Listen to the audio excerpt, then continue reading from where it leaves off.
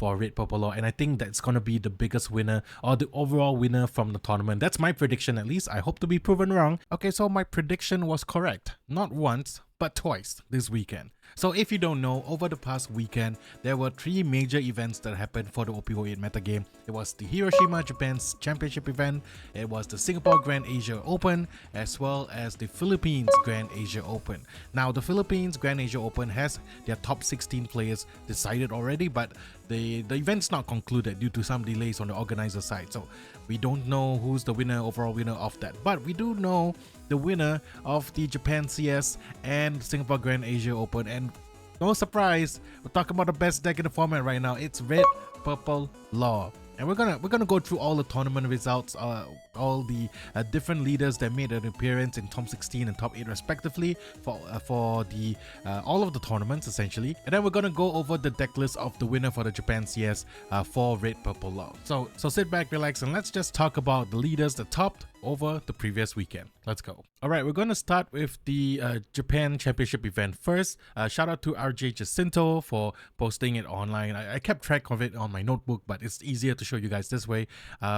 Please follow him on YouTube. He does post gameplay videos on his channel. Link will be in the description below. So let's get to the top 16 leaders in Japan. So we had 6 Red Purple Laws, so huge significant showing. We had 3 Black Yellow Luffy, and then we had 3 Rob Lucci from OP-07. These 3 leaders we were already expecting to see in like the top cuts of OP-08 metagame. Red Purple Law, Black Yellow Luffy, and Lucci. Red Purple Law does well against like Black Yellow Luffy because they can bottom deck. All of the 5-cost stuff doesn't go into the trash, it just goes back to the bottom of the deck. Lucci is good against Red Purple Law in theory because they can remove all of Red Purple Law's 4-cost characters, or like they just have removal. And then Black Yellow Luffy has a slight significant advantage against Lucci because they just keep recurring. So there's a like healthy triangle, you know. You pick one that you're familiar with, and then you kind of expect to see like your bad matchup, but you have a good matchup against like the rest of the decks. And then we have the one decks essentially. We got Boa Hancock, which is pretty cool. There's a Boa Hancock in the top 16. We had a Blue Doflamingo, which was really cool. And there was gameplay of it online as well during the stream, so that's pretty awesome. We had 1 Bonnie deck and 1 Black-Green Perona. Unfortunately, for the top 8, we had 4 Red Purple Laws, so Laws definitely, you know, still there. We had a Perona, the green-black Perona, 1 Rob Lucci, 1 Black Yellow Luffy, and then 1 Doflamingo. So kind of pretty decent. Sad that the Boa Hancock didn't make it through, but it was still a wide spread of decks in the top 8 of the Japan event. And then moving on to the Japan top 4, it was 3 Red Purple Laws and 1 Doflamingo, with the winners, or the first and second place respectively, being, well, Red Purple Laws. And their list kind of looks a little bit similar. There's some differences. For example, this list has the Zoro. This list doesn't have the Zoro, the Rush Zoro. This list has the Ramp Zoro and runs Beppo. But you know, the core engine or the core cards are roughly around the same between the 2 lists. Notice that they're not playing the 4-cost Bonchan anymore. I guess they don't have any big bodies to copy because they weren't expecting to see like something like a Purple Yellow Pudding or something like a Katakuri or something. Maybe they dropped it because they want to focus on the matchups that they have, or they want to make the deck more consistent.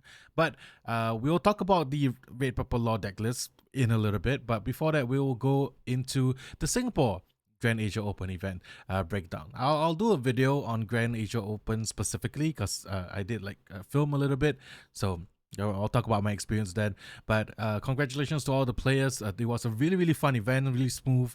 Top 16 decks were as follows. We had 5 Black Yellow Luffy, 5 Red Purple Law, 4 Rob Lucci, 1 Green Bonnie, and 1 Calgara. Well, Calgara was like the crowd favorite for sure. Of course, shout out to YT Noah channel for posting this on Twitter. Go follow him, Noah_Nyan1 on X or Twitter, because he always posts tournament results. And the top 8 conversion was 2 Black Yellow Luffy, 3 Red Purple Law, 1 Rob Lucci, 1 Bonnie, and then 1 Calgara. Really, you know, kind of seeing the same pattern between like Singapore and Japan, where Red Purple Law is kind of like the biggest conversion of decks that made it to top 16 and top 8 respectively. And then Black Yellow Luffy is in there as well. The key differences is that there wasn't any Doflamingo, but there was a Bonnie and there was Kelgora. Kelgora specifically went 8-0. I'll try to do a deck breakdown of Kelgora based on what we saw during the tournament results. I'm not posting any deck list from the Singapore side this time around because there is going to be a championship event in Singapore this coming weekend. So I think just to kind of make it even and fair for the rest of the players, we'll save the deck list. I think the players themselves might have posted it on the Twitter X handles.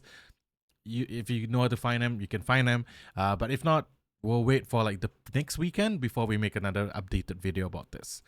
But essentially, our top fours for Singapore Grand Asia Open was a 3 red purple law, 1 black yellow Luffy, with the finals being a red purple law mirror, with the winner being red purple law. So at least in the finals, it's the same between Japan and Singapore. Both of them were red purple laws. So that just shows, the power of red purple law right now in the current meta game. It's still a great deck. I would go as far as saying the best deck in the format as of now.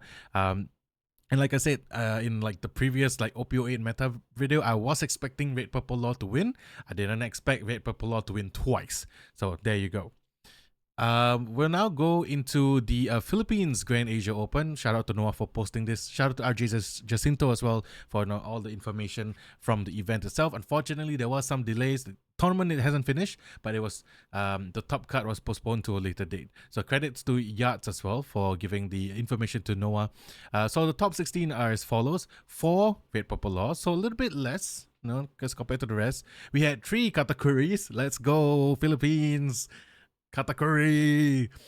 We had more yellow decks essentially. We got 2 Rob Luigi from OP-07. We got 2 Jewelry Bonnie. We had 2 Eno, which is pretty great. And then we had 1 Kelgora. Kelgora getting up there, man. 1 black yellow Luffy and 1 green yellow Yamato. So a little bit different spread as compared to the Japan and Singapore side, but still nonetheless a lot more yellow showing in the Philippines, which I really respect. 3 times Katakuri, let's go. They have the spice that I want to see.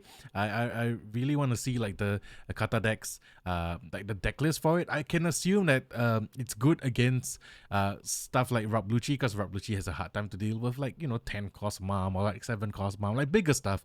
But it's gonna fall to like red purple law because it's aggressive. Red purple law is aggressive. Your early game gets removed really easily. So, and you don't have a lot of removal for like all the early stuff. So yeah, this is a spread of the top 16 decks in the Philippines Grand Asia Open. I'm sure they will be resolving it within the next 1 or 2 weeks, so there will be an update on this. But yeah, now let's talk about red purple law, the deck list itself. I have over here it open on the sim, so let's talk about it so I can go through the cards itself. There we go. So red purple law, as you all know, it's really powerful. Dawn Monastery. Return one of your opponent's characters with 3000 power less to the bottom of the deck, then play 1 4-cost or lower character from your hand.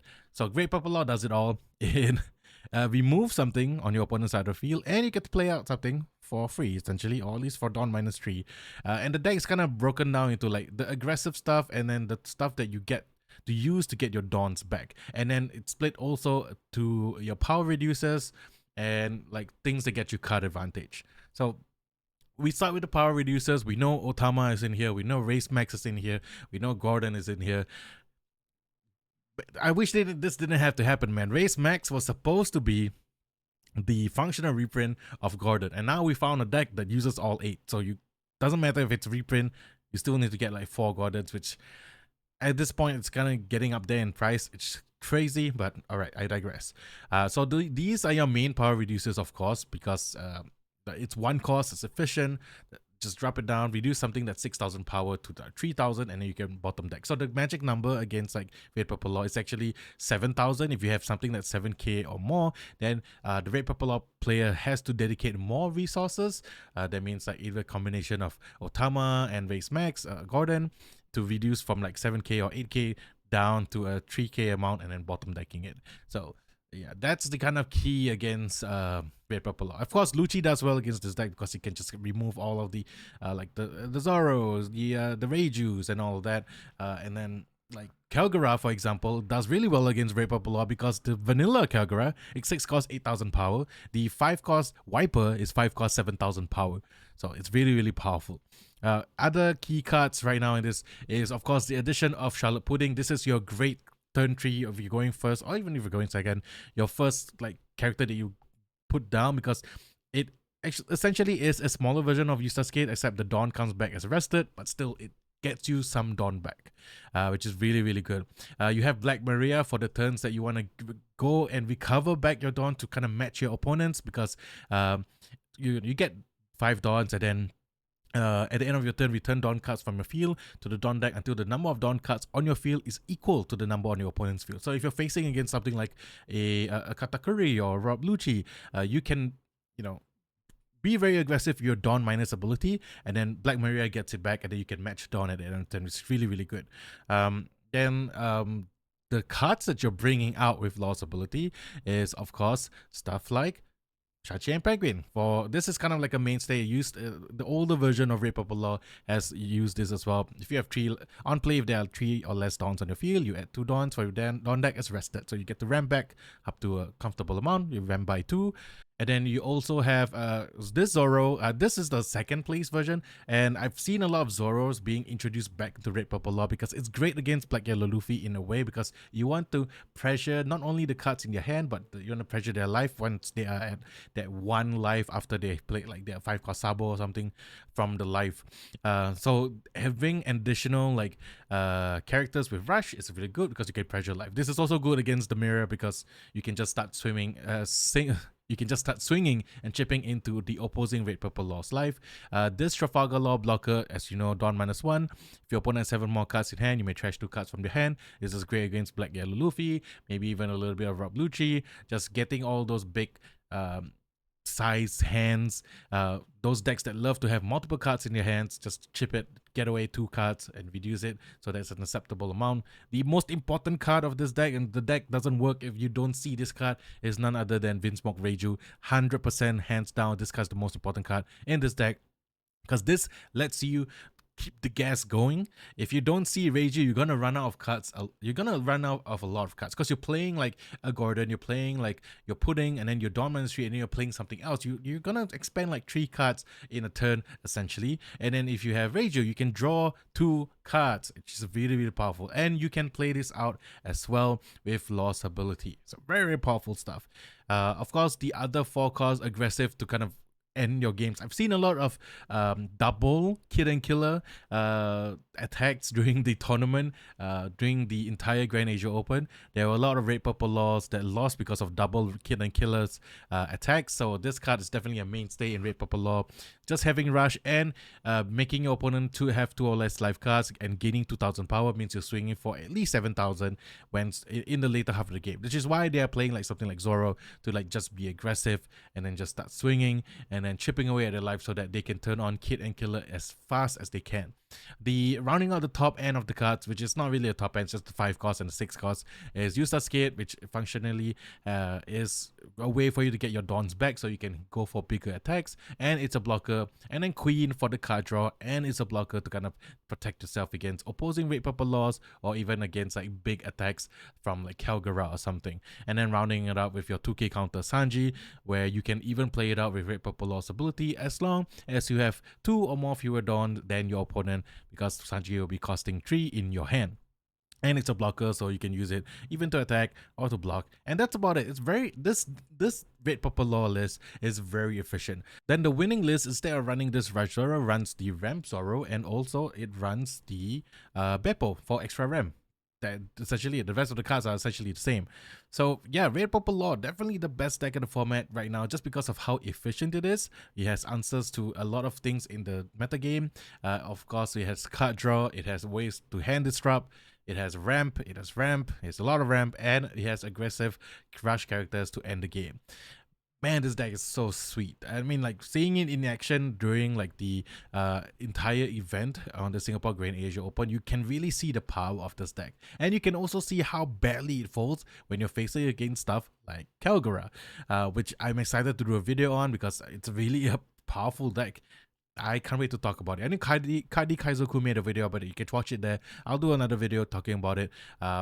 Because it's really, really good. And it might be the counter pick against Red Purple Law in the like later half of the OP-08 meta game. But there you go. Just a little kind of breakdown on the tournament results of the championship event, what happened over the past weekend. The next weekend, it's going to be the Singapore championship event. I'm not participating, I'm not free that weekend, but I think my man Noah's going to be there. So we'll probably have an update about like the top 16, top 8 decks and what eventually wins the event. It's going to be a 1v1 and a 3v3 Saturday and Sunday. And then there will be a GAO for Indonesia the following week, Malaysia the following week. So this entire month is going to be like massive OP-08 tournament. So we're going to keep track. We're going to keep updating you guys about how the metagame state is. But that's just a breakdown about what went down over the past weekend, talking about Red Purple Law. And yeah, that's about it. I hope you guys enjoyed this video. I want to do more of this because I want to keep updated with the metagame this time around, because it's a really fun metagame, and I think there's a lot of decks. Even though like the top few decks are, you know, always like Red Purple Law, Lucci, and Black Yellow Luffy, there were a lot of variants across the Swiss rounds that we saw. I'll post a photo, or I'll post like some like a list right here about what I saw or what was played during the Swiss rounds of the top of the Grand Asia Open in Singapore, so you guys can see like the deck variants. And as you go into the later rounds, you start seeing the same decks over and over again. But either way, congratulations to all the winners over the past 2 weekends. I cannot wait for the Philippines Grand Asia Open event as well, so can't wait to see the results of that. That's it for me for today. I'll see you guys in the next one. Peace.